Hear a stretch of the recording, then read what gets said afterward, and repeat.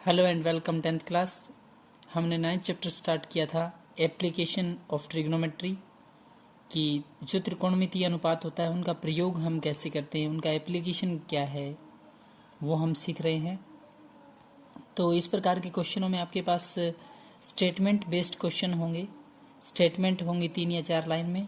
आप उसको समझ के एक डायग्राम फॉर्म करेंगे। डायग्राम के बाद आपको एक चीज़ गिवन होगी, एक आपको फाइंड करनी है।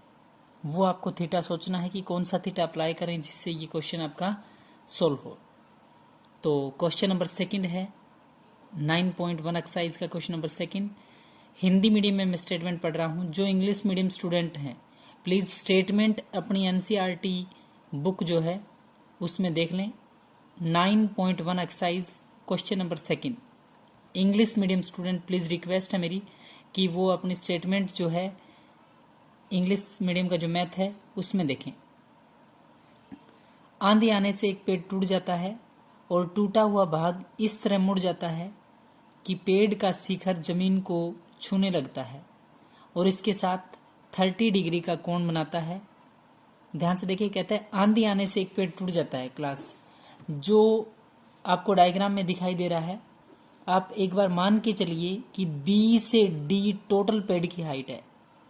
बी से और डी वर्टिसेस जो आपको दिखाई दे रहा है वो आपकी टोटल हाइट है। कहता है आंधी आने से एक पेड़ टूट जाता है और टूटा हुआ भाग इस तरह मुड़ जाता है। क्लास आपका पेड़ सी पॉइंट से टूट गया। कहाँ से ब्रेक हुआ? पॉइंट सी से। कहता है और टूटा हुआ भाग इस तरह मुड़ जाता है। यहां से जैसे ही पेड़ टूटेगा तो ये भाग या तो इस साइड गिरेगा या इस साइड गिरेगा। कहता है top touches the ground. English medium में जैसे ही आप स्टेटमेंट पढ़ेंगे तो कहता है इस प्रकार से टूटता है कि ये वाला जो टॉप है टच करता है किसको?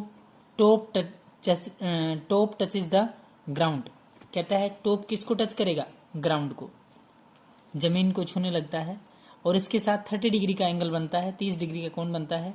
पेड़ के पाद बिंदु की दूरी जहां पेड़ का शिखर जमीन को छूता है। कहता है distance between foot of the tree. ये आपका ट्री का फुट है। पेड़ के पाद बिंदु का मतलब है फुट, उसकी जड़।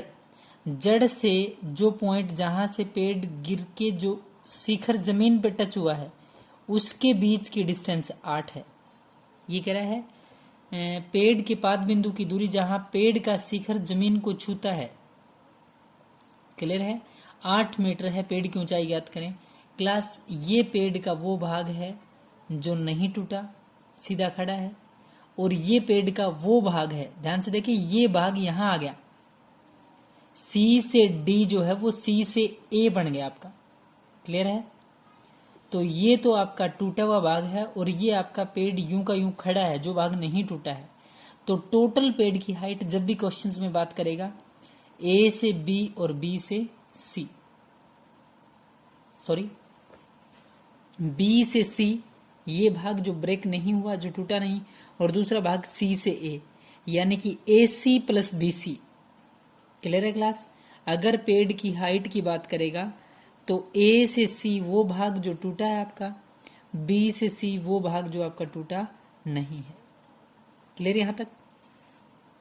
आंधी आने से एक पेड़ टूट जाता है और टूटा हुआ भाग इस तरह मुड़ जाता है कि पेड़ का शिखर जमीन को छूने लगता है और 30 डिग्री का एंगल बनता है। बिल्कुल। पेड़ के पाद बिंदु की दूरी जहां पेड़ का शिखर जमीन को छूता है 8 मीटर है। ये डिस्टेंस 8 है। पेड़ की ऊंचाई ज्ञात करें। क्लियर है? सबसे पहले क्लास हम ट्रायंगल उठाएंगे इन ट्रायंगल एबीसी। कौन सी ट्रायंगल है? एबीसी।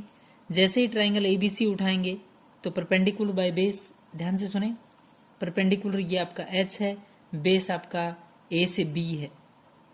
तो परपेंडिकुलर बाय बेस, आप कहें जी परपेंडिकुलर बाय बेस क्यों लिया? ये वो टुकड़ा आ जाएगा जो टूटा नहीं है आपका। एक टुकड़ा आपको ये फाइंड करना, एक ये। पहले इसका और इसका यूज करते हुए हम निकाल लेंगे। Perpendicular by base tan theta होता है। परपेंडिकुलर बी से सी है आपका, एक बार हमने बी सी लिया, सॉरी परपेंडिकुलर बी से सी या एच, बी सी बाय में 8, ये 8 सेंटीमीटर है। tan 30 डिग्री, tan 30 की वैल्यू 1/√3 होता है। बी सी बाय में 8 इज इक्वल टू 1/√3।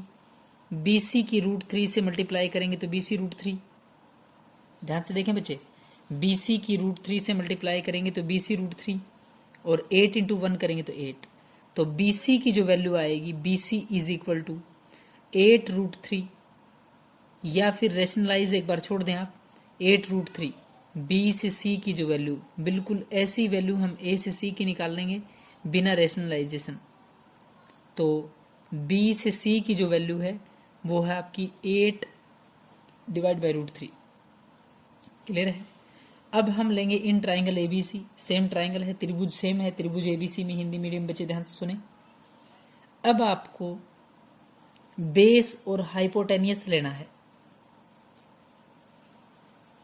बेस आपको दिया हुआ था क्लास, हाइपोटेनियस आपको निकालना है। हिंदी मीडियम बच्चे ध्यान से सुने। आधार बटे में कर्ण यानी कि बेस बाय हाइपोटेनियस, ध्यान से सुने, आधार बटे में कर्ण base by hypotenuse is equal to cos theta.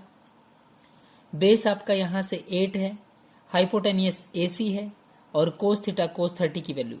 Clear. Base है आपका 8 बाय में AC और कोस 30 की वैल्यू √3/2 होती है। क्रॉस मल्टीप्लाई करेंगे, 8 की 2 से करेंगे 8 2 16, 8 दूनी 16। ध्यान से सुने बच्चे, जैसे ही हम क्रॉस मल्टीप्लाई करेंगे 8 2 16, √3 की AC √3AC आएगा, √3AC is equal to 16, AC is equal to √3 multiply में √3 कहाँ जाएगा, डिवाइड में। ध्यान से नोट करें एक बात बच्चे, A से C की जो वैल्यू है वो है 16 डिवाइड बाई √3, B से C की जो वैल्यू आई थी वो आई थी 8 डिवाइड बाई √3। क्लियर है। अब पेड़ की कुल ऊंचाई यानी कि total height of a tree, पेड़ की कुल ऊंचाई BC प्लस AC। सबसे पहले ये बात बताई थी, BC वो भाग है जो पेड़ का टुकड़ा नहीं टूटा था, AC वो भाग है जो टूट के जमीन पे गिर गया है और टॉप ग्राउंड को टच करता है। BC प्लस AC, BC की value 8 divide by √3 plus AC की वैल्यू 16 डिवाइड बाई √3। ध्यान से देखें, BC प्लस AC, BC की वैल्यू है 8 बटे में √3 प्लस AC की वैल्यू है 16 बटे में √3। इधर √3 LCM आ चुका है आपका। √3 आप लोगों का LCM है क्लास। अगर √3 LCM है तो ध्यान से नोट करें एक बात, √3 से √3 कैंसिल 8 बचेगा, √3 से √3 कैंसिल 16 बचेगा, 16 प्लस 8 24 आएगा, 24 डिवाइड बाई √3 है 24 √3। क्लियर है यहाँ तक।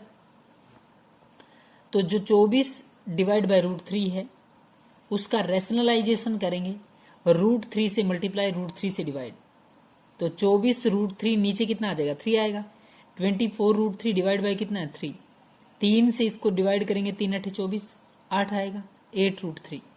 बोलें क्लास कितना आया है, 8 √3। किसकी वैल्यू है ये, टोटल पेड़ की हाइट है। क्लियर यहाँ तक। तो बहुत अच्छे से आप लोग इसको समझ के करेंगे। नेक्स्ट क्वेश्चन देखें।